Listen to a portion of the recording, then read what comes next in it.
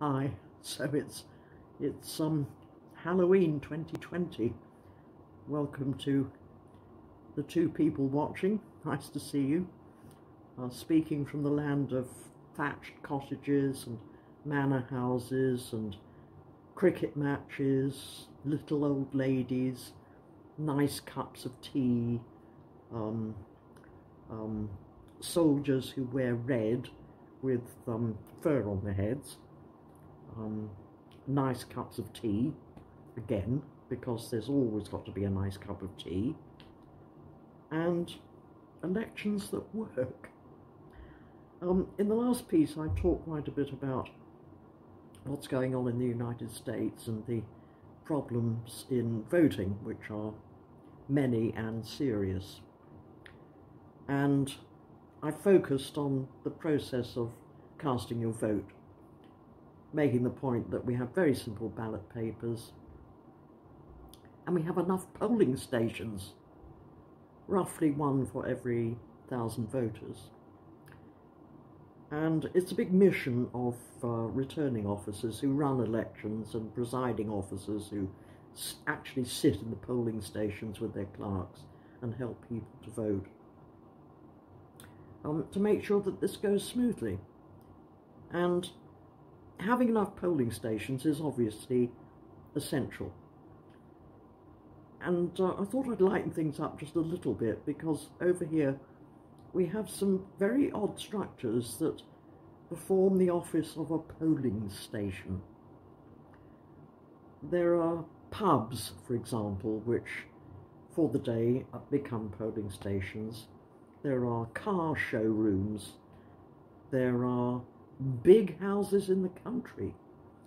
There are small suburban houses, privately owned. And there's a whole sub-industry of firms which hire out shipping containers converted into temporary premises. Often you see them on building sites. They're there for the foreman and somewhere dry for the workers to eat their lunch and that sort of thing. What else do we have? We have, in some constituencies, there are buses which are, for the day, converted into working polling stations. One constituency has a disused railway carriage. There are laundromats. There are tiny little huts of all sorts of variety. And it doesn't matter that they're small, because the key thing is to have enough polling stations, so that there's no crowding, no problems with power. If it's a converted shipping container, there's a generator there, so it's powered. The voting is entirely paper and people, so as long as there's daylight you can vote, and as long as there's a little bit of electricity you can vote after dark, and it all goes perfectly well.